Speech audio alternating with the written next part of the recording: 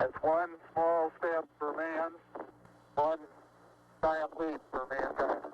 The first steps by humans on another planetary body were taken by Neil Armstrong and Buzz Aldrin on July 20th, 1969. 3, 2, 1, ignition. The Apollo 11 spacecraft which propelled this monumental achievement was launched from Cape Kennedy just 4 days prior.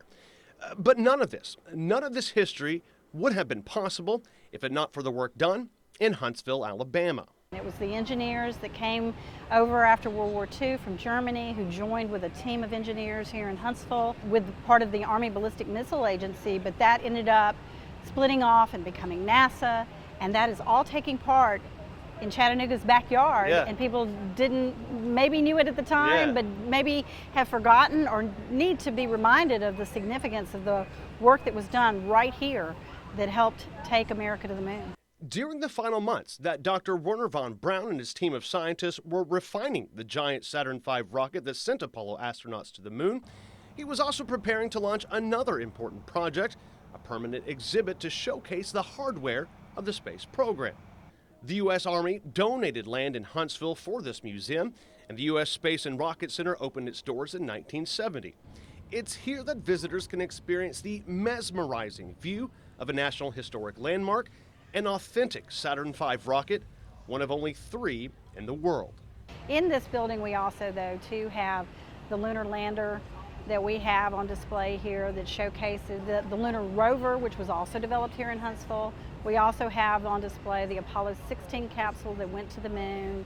And I really love to encourage people to look inside that tiny little capsule and imagine a 3-day trip to the moon with 2 of your best buds crammed in top of a capsule so tiny that you can't even imagine it, sitting on top of this 363-foot tall rocket that we're standing underneath. It's a mind-blowing thing. I can't comprehend it. Since its opening, nearly 17 million people have toured the center in Huntsville. Many of the more than 650,000 annual visitors are school students on field trips. They are, in fact, the future of space exploration. We just talked to kids from Australia. Yes. So and they're coming here and they're getting fired up about this technology. Yeah, our Space Camp program was also a brainchild of Werner von Braun, actually. Of course. He said, we need programs that get kids excited about space exploration, that helps them understand the kind of things that they need to do to help prepare them for a future, and helping us build the rockets, helping us take human beings not just to the moon, but on further. 12 people walked on the moon, but it took 400,000 people to put them there.